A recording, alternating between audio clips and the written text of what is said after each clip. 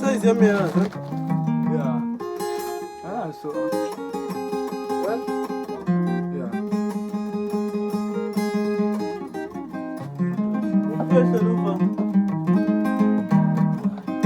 Manaki mina nsoza ntoli. Mafuku ya songa sebo mtwana mtwana lwani ya baba ndomunye le.